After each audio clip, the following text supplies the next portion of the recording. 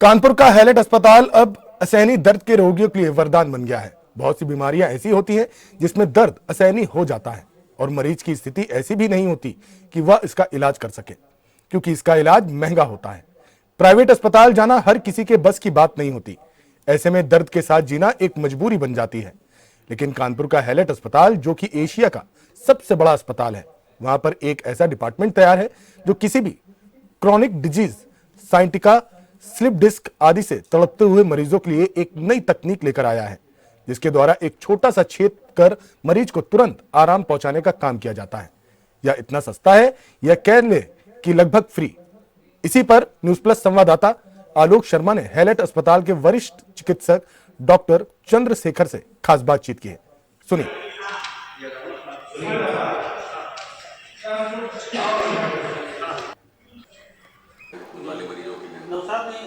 Hallett में ही है। कानपुर का हैलेट हॉस्पिटल जो कि कई बार निशाने पर भी रहता है, लेकिन यहाँ के कुछ डॉक्टर्स ऐसे हैं जो मरीजों के और मानवता के हित के लिए लगातार काम करते रहते हैं। आपने सुना होगा कि बहुत दर्द हो रहा है, बहुत दर्द हो रहा है, दर्द जा नहीं रहा है, ऑपरेशन भी कराने की स्थिति नहीं है, पैसा भी नहीं है और उसकी मर्ज की ऑपरेशन लायक स्थिति भी नहीं है।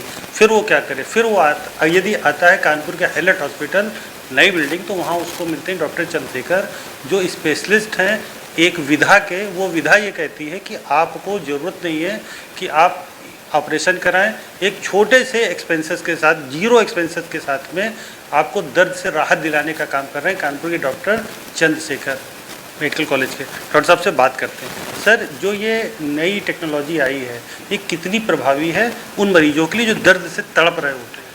सर, इसमें जो हमारे जो नया हम लोग जो पेन मैनेजमेंट में कर रहे हैं, इसमें minimally invasive pain and spine interventions हैं, जो कि सूक्ष्म छिद्र वाले होते हैं या फिर बहुत ज़्यादा दूरबीन से किए जाते हैं। 8 mm का मैक्सिमम से मैक्सिमम चीरा अगर लगता है तो 8 mm का लगता है।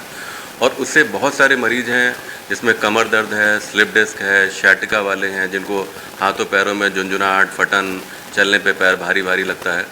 अभी तक ये होता था कि इन लोगों का हम लोग बड़ा चीरे वाला ऑपरेशन करते थे, तो अब इसमें इन मरीजों को अब हम लोग चीरे वाले मरीज को ना हो करके दूरबीन से सलाई डाल करके, सूक्ष्म सा एक छिद्र करके उसमें सलाई डाल करके उनका दर्द का निवारण कर सकते हैं। सर, ये जो आप ट्रीटमेंट करते हैं, इसमें कितने दिन में मरीज की छुट्टी हो जाती है? क्या ऐसे क्या करते हैं? ज़्यादातर जैसे कम अगर नसों पे दबाव है तो हम लोग जो सूक्ष्म छिद्र वाले जो करते हैं सलाई डालकर नस खोलने का, इसमें हम लोग सेम डे 1 घंटे बाद या 2 घंटे बाद इनको छुट्टी कर देते हैं और अपने दैनिक कार्य में वो अपने दूसरे तीसरे दिन से अपने दैनिक कार्य कर सकते हैं। तो कितने मरीज लगभग अभी तक आपको इस तरह की थेरेपी किया है जिसको आपने क्योर किया है? हमारे पास डेली जो कमर दर्द, स्लिप डिस्क और शैटिका वाले जो मरीज हैं, लगभग 20 से 30 युवा मरीज, और औसतन सारे उम्र को देख लें तो अगर 30 से 40 के आसपास मरीज आते हैं, बड़े सब मिला करके। तो इसमें हम लोग ऑन एन एवरेज 3 से 4 ये प्रोसीजर जो है प्रतिदिन कर रहे हैं। क्या कारण समझते हैं इस तरह के मरीजों की संख्या का लगातार बढ़ता? क्या कारण है आपके अकॉर्डिंग?